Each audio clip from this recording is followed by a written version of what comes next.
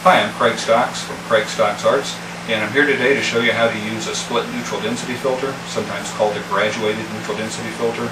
Now, if you have any questions after you watch the video, feel free to visit my website at www.craigstocksarts.com or drop me an email, craig@craigstocksarts.com.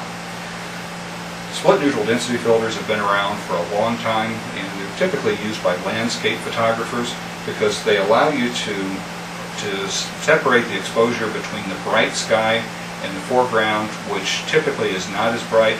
And even though our eyes are able to accommodate that wide range, the camera usually cannot. So it's a good idea to do something to create the drama, be able to bring out the clouds in the sky, and it will create a more dramatic picture. The way these work, it's split between the lower half, which is just clear, and the top half, which is 2-stop or 3-stop or 1-stop of neutral density. And then there's either a hard edge or a soft edge separating the two. In this case, this is a 3-stop hard edge neutral density filter. I also use a 2-stop soft edge quite a bit. Those are the only two I have. And the way this works is you just put this in a holder in front of the camera lens, and then that creates the separation. It's kind of like putting sunglasses over the top part of your lens. The way this installs, you take the lens hood off so that you can get access to the filter screw, and then take the lens cap off also. And the holder comes in two parts. There's an adapter ring. In this case, this is a 77mm. It's sized to fit a 77mm filter ring. And the filter holder itself. And this slips over the adapter ring, and then the filter slides down in here. You can get these at B&H or other photo supplies, and they typically come in sets. You can also get there's really two different kinds of filter holder. This one is designed for a wide-angle lens, and it only holds one filter, and you can see it's fairly flat. There's also a thicker one that allows you to stack multiple filters in the holder at the same time. The problem is with an extreme wide-angle lens like this, you would be able to see that filter holder around the edges. So if you're shooting with a longer lens, you may want to stack multiple filters. And these aren't very expensive. Once the adapter ring is attached, you just slide this on. Now you can insert the filter into the slots, and it's spring-loaded, so as you slide it up and down, it will stay wherever you leave it. And to use it in the field, typically your camera would be mounted on a tripod. You just look through the viewfinder and slide this up and down so that you align that line with the horizon. And if you're on a hill, you can rotate it so that it lines up with whatever you want it to line up with.